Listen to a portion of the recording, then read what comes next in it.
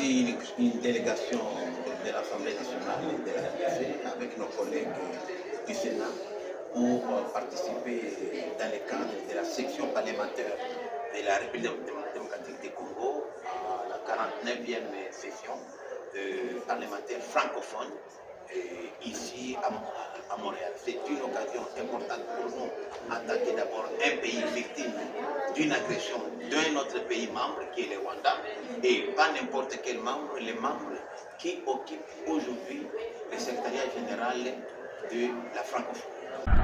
Et aujourd'hui, il y a plus de 7 millions de déplacés de guerre. C'est une catastrophe humaine qui fait pas sous silence. Alors que parmi les tests, les statuts qui régissent l'APF et les règlements intérieurs interdit aux pays membres de pouvoir agresser un autre pays. Quand le mensonge prend l'ascenseur, la vérité prend l'escalier. On a promis, on va donner les jeeps aux députés. Il y aura des jeeps.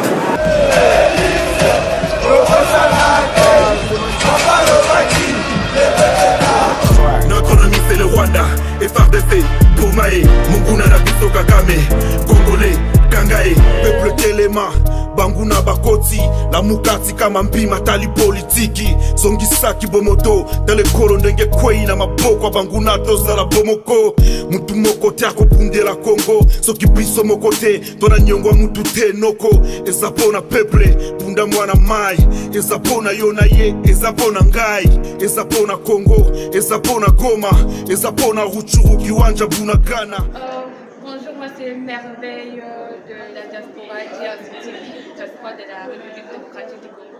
Et j'ai reçu en ma présence honorable Chito. Bonjour, Bonjour, Madame Merveille. Honnêtement, nous sommes ravis de vous rencontrer à Montréal à cette 49e session de l'Assemblée parlementaire de la francophonie. Et j'aimerais quand même, nous aimerions quand même savoir c'est quoi la raison de votre visite.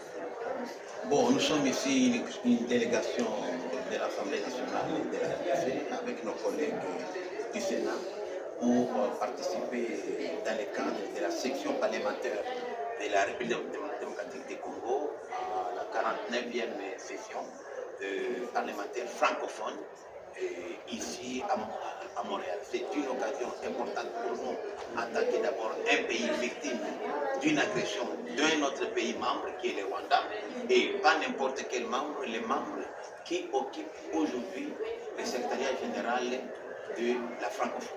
C'est une occasion pour nous de pouvoir utiliser la diplomatie parlementaire en vue de faire entendre les problèmes de la RDC, puisque ce n'est pas possible qu'un pays membre de l'OIF et de ce poids de l'APF soit agressé injustement seulement puisque ce pays regorge de ressources naturelles. Et aujourd'hui, il y a plus de 7 millions de déplacés de guerre. C'est une catastrophe humaine qui fait pas sous silence.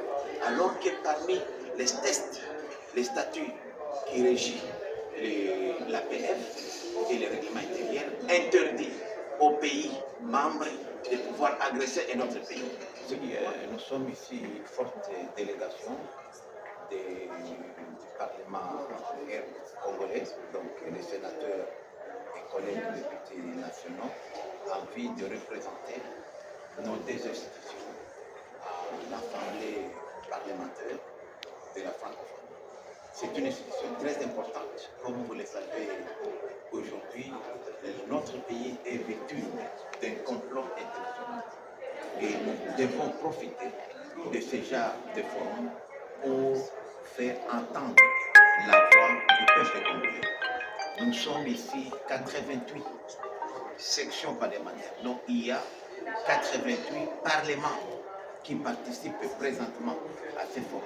Donc il y a 88 pays qui prennent part et 4 organisations interparlementaires. Donc c'est vraiment un forum important.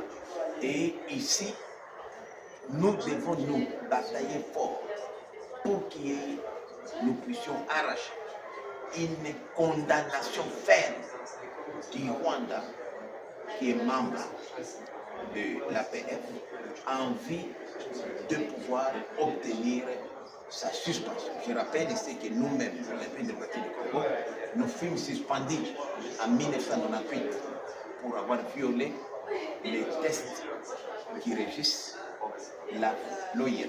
Entre autres, la promotion de la démocratie, le respect des droits humains. Ce n'est pas possible qu'aujourd'hui, un pays membre de l'OIF et de surcroît qui a le poste le plus prestigieux, le secrétariat général de l'OIF est dirigé par une Rwandaise, se permet aujourd'hui de violer l'intégrité territoriale de notre pays, occasionner 7 millions de déplacés, une catastrophe humaine.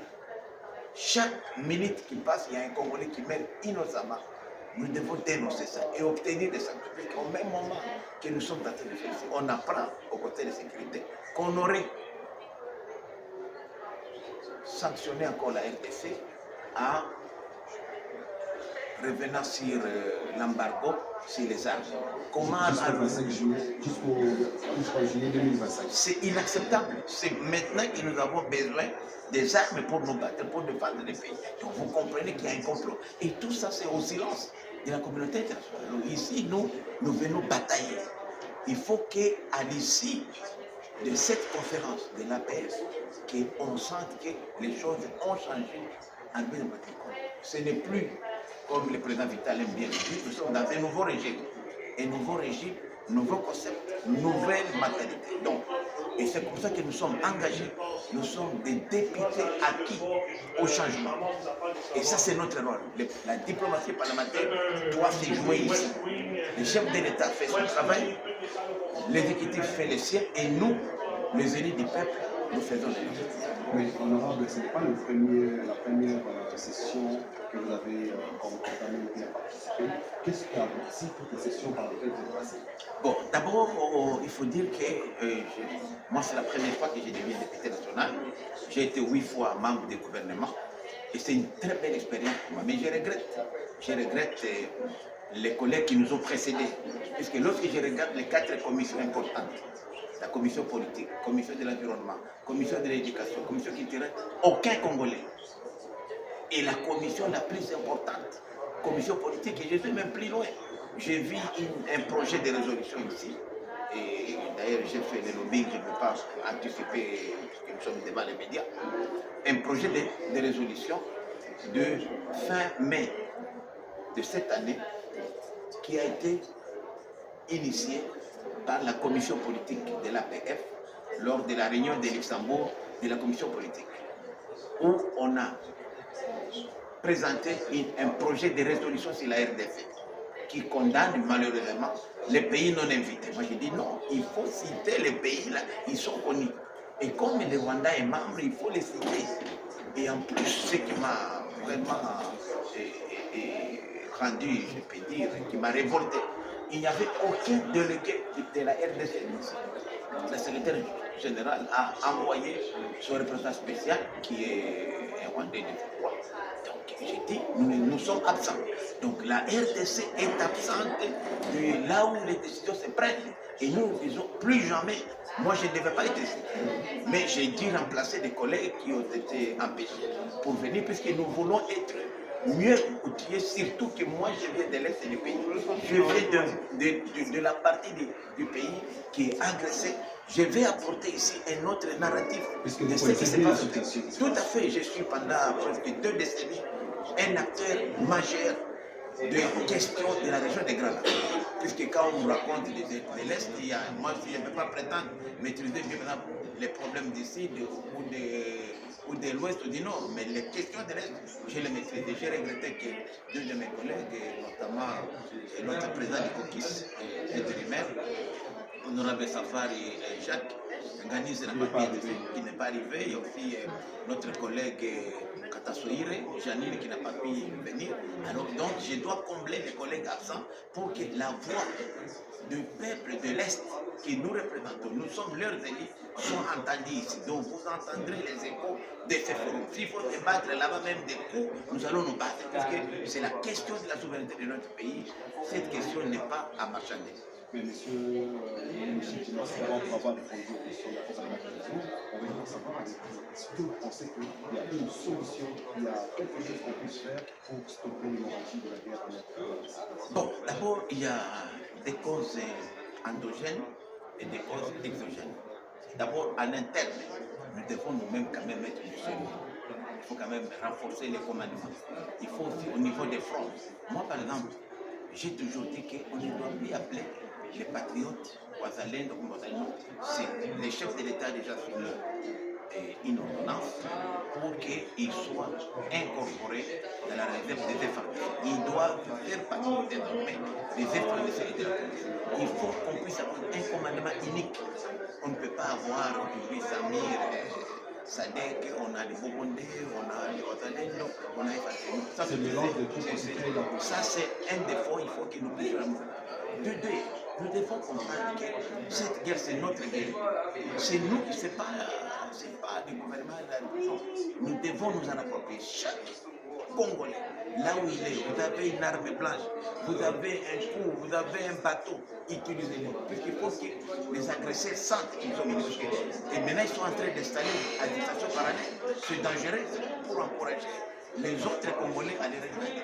Nous devons aussi, au niveau du commandement, avoir aussi une unité. Ce n'est pas normal qu'il y ait des ordres qui viennent de la maison militaire chef de l'État, de l'état-major des FARDC, du ministère de la Défense. Il faut qu'il y ait une unité de ce côté-là. Et nous voulons que nous, les députés, surtout de cette partie de la République, soyons impliqués. Parce que nous sommes en contact avec nos électeurs. Nous avons la première information en main. Donc si nous faisons ça, je vous dis, mon frère, dans 3 mois, la donne va changer. On est bien impliqués. Dans 3 mois, la donne va changer, mais qu'est-ce que vous attendez à la sortie de cette session? Nous attendons à la sortie de cette session. C'est vrai que le thème ici, c'est l'intelligence artificielle. Il y a aussi le partage de la langue française qui va être débattu. Mais nous pensons que nous devons aussi, puisque parmi les actes, vous savez, je vais parler quand même de l'historique, de l'OIF, de l'APF, c'est une initiative africaine. C'est le président Sédar Senghor, en 1966, qui avait émis l'idée de voir les parlementaires qui parlent la même langue puissent se retrouver. Et une année après, en 1967, on a créé l'APF. Et la RDC est membre cofondateur de l'APF. Mais nous ne bénéficions pas assez, puisque c'est à nous d'utiliser ces forums pour faire entendre. Parce que vous savez que. Bien que c'est le plus grand pays francophone d'Afrique du monde. Tout à fait, c'est le plus grand pays francophone du monde, mais le problème c'est aussi que nous savons très bien que dans tous les pays démocratiques, les parlements ont une opinion importante vis-à-vis des députés. Donc si nous arrivons à convaincre les collègues qui sont ici, les 87 Assemblées nationales et Sénat qui sont ici maintenant, nous pouvons gagner des terrains et gagner sur le plan diplomatique. C'est ça, c'est ici où jamais, où nous devons nous mettre vraiment de marteler pour que du sérieux, du marteler pour que la donne au niveau international change. On a un pays membre du Conseil de sécurité qui participe ici, la France, qui est d'ailleurs le secrétaire général de la PF est français. Nous avons aussi même le président de la commission politique est français. Et nous attendons ici à l'issue que la présidence de l'APF vienne en Afrique. Et nous sommes en train de faire le lobbying pour que notre collègue qui est actuellement Elarion, qui est actuellement le premier vice-président de l'Assemblée nationale du Cameroun, puisse prendre la présidence. Pour que, comme c'est un pays de l'Afrique centrale, nous pensons que le Cameroun connaît mieux nos problèmes et la voie de la RDC voulait aller plus loin au-delà de nos frontières. Merci beaucoup, M. Mouchipi. On espère vous avoir dans le déroulement et puis avoir la continuité de la session. Merci pour l'interview et je remercie Info Canada et d'autres médias ici présents, surtout la diaspora congolaise qui a pris une part active à cette assise, et notamment Mme Merveille qui représente une grande partie des médias de la diaspora congolaise au Canada. Merci beaucoup, c'était Philemon Envo pour le compte de Afro Canada Télévision.